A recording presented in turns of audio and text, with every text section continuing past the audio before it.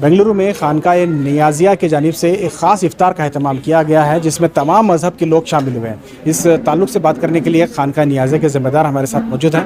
एहसान साहब आपके ताल्लुक़ से बताएं हमें। जी मुझे बहुत खुशी है। ये इफ्तार इंटरफेथ इफ्तार हम लोग कई साल से यहाँ पे सेंट जोसेफ कॉलेज में करते हैं।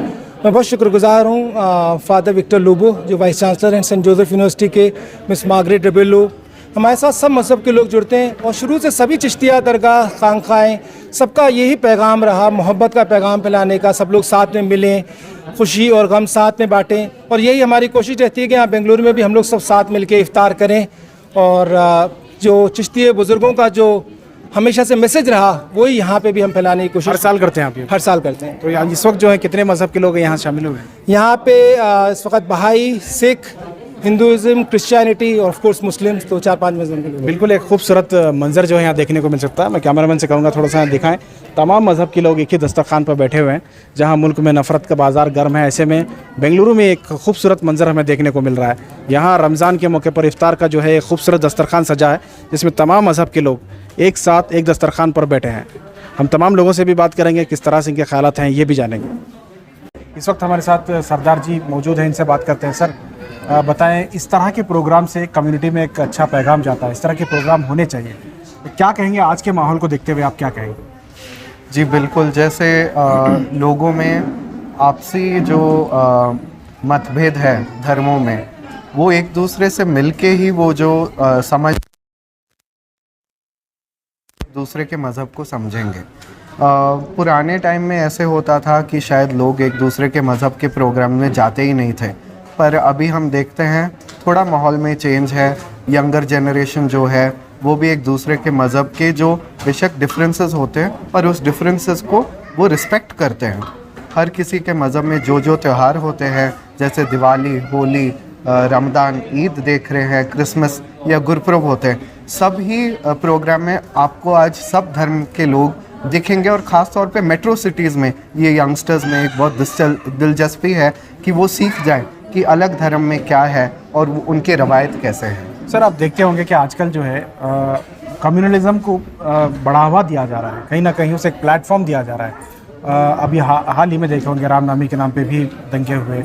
ऐसे मतलब आए दिन जो है स्टेटमेंट्स आते रहते हैं। माइनॉरिटीज़ और मेजॉरिटीज़ में जो है कहीं ना कहीं एक डिस्प्यूट पैदा किया जाता है। इन सारों चीज़ों को देखते हुए आज की जनरेशन को क्या करना चाहिए?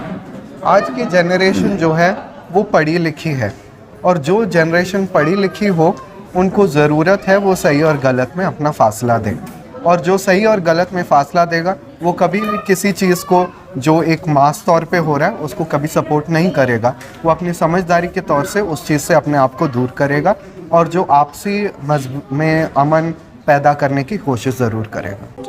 Wanted to say that India, this country, actually we have a very good tradition that all the religions can live harmony, and all the religion they have been live harmony in the past, and it is living harmony in the present, and it will live.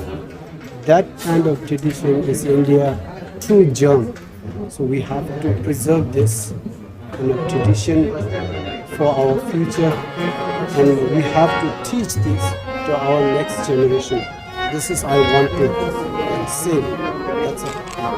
And today I am here on behalf of Hinduism, and I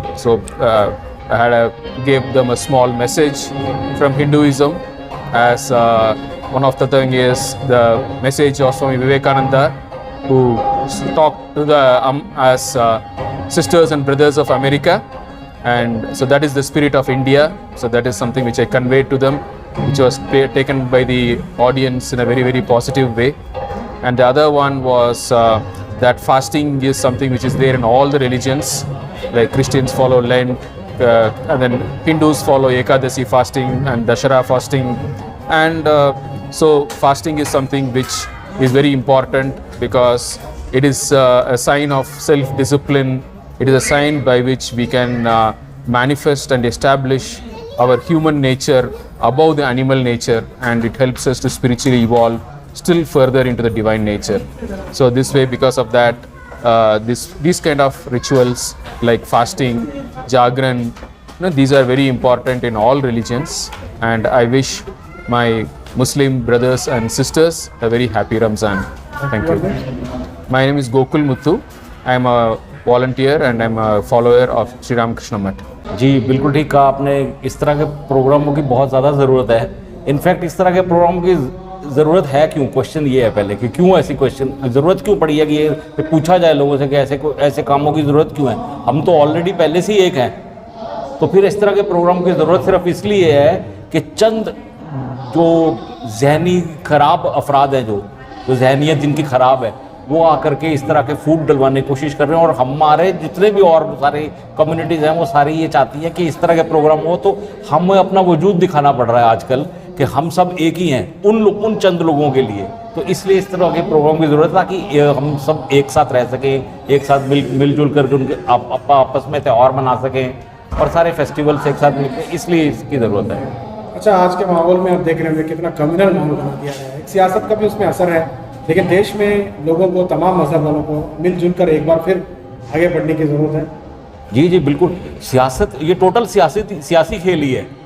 ये total सियासी खेल है। जब हिंदुस्तान पाकिस्तान बना वो भी सियासी खेल था। 75 साल से वही सियासी खेल अब भी चल रहा है, वो अब भी चल रहा है। तो इस तरह से हर आदमी इक़्तिदार में आने के बाद वो अपने आप को इक़्तिदार में बनाए रखना चाहता है ताहयात, और उसके लिए वो इस तरह के सियासी खेल, कम्युनल वायलेंसेस, कम्युनल प्रॉब्लम्स इस तरह की क्रिएट करता है। और हमारी एक बड़ी फेमस पार्टी है यहाँ हिंदुस्तान की, नाम तो सबको पता ही है उसका। उसके अंदर देखेंगे तो एक कम्युनिटी को उन्होंने बुरी तरह से इग्नोर करके रखा हुआ है। वो नहीं होना चाहिए। वो जब बंद हो जाएगा तो फिर ये देश पहले जैसा ही खुशहाल और सोने की चिड़िया और ये सब चीज़ें। आज का लोगों को मिलाने के लिए मेरे बहुत अच्छे दोस्त जिनको मैं बहुत सालों से जानता हूँ, एहसान जाफरी साहब ने मुझे आज इस सेंट जोसेफ पीजी हॉस्टल में जो एक बहुत खूबसूरत इंटरफेथ क्वाली का एक प्रोग्राम ऑर्गेनाइज़ किया। इसमें दलाई लामा के फेथ से भी यहाँ हैं, हिंदू हैं यहाँ पर, क्रिश्चियंस हैं और कुछ जैन्स भी हैं यहाँ पर।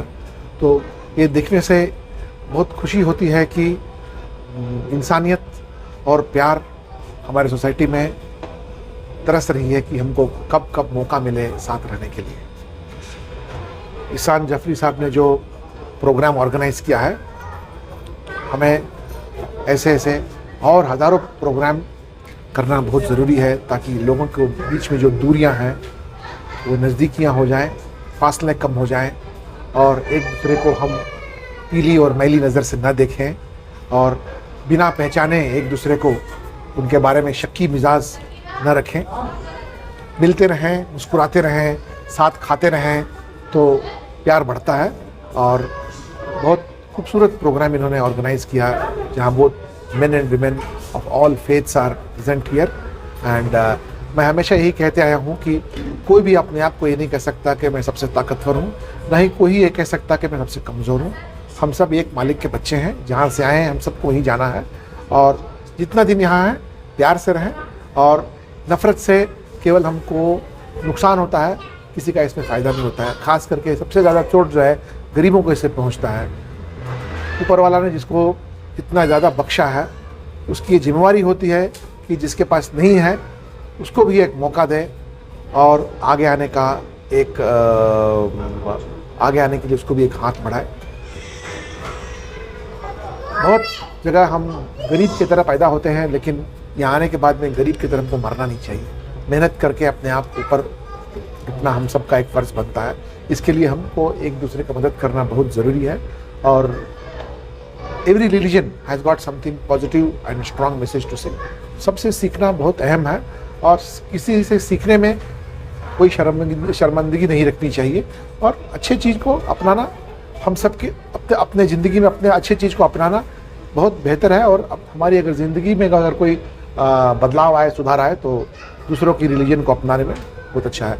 तो मैं एक बार फिर से इनका मैं ताजुबात करता हूँ कि इन्होंने एक बहुत खूबसूरत कार्यक्रम का आयोजन किया है और सभी लोगों को जुटाया है। और ऐसे ऐसे कार्यक्रम प्रोग्राम रोज़ हों ये 30-32 दिन के दौरान, और ये भाईचारा और प्यार फैलते जाए। सर, आप पुलिस कमिश्नर थे, आज ही का एक इंसिडेंट है कनकपुरा में गौ रक्षकों ने एक शख्स को मार दिया है, FIR दर्ज हो चुका है, लेकिन लोगों में एक डर है, एक मायूसी है। वही मैं बता रहा हूँ ना कि ये जो दूरियां हैं, मैले नज़र से देखना, मिलते रहने से नहीं हो, और ख़ास करके जो वेल टू डू पर्सनस हैं सब कम्युनिटी में, उनको मिलते रहना चाहिए। अगर जब भी दूरियां हो जाती हैं तो नीचे के लोग कुचले जाते हैं।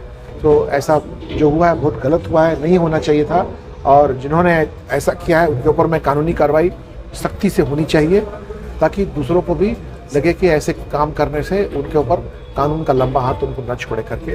लेकिन जो हुआ है बहुत गलत हुआ है। Thank you sir. राजा जी महाराजा जी तुम गौ गरी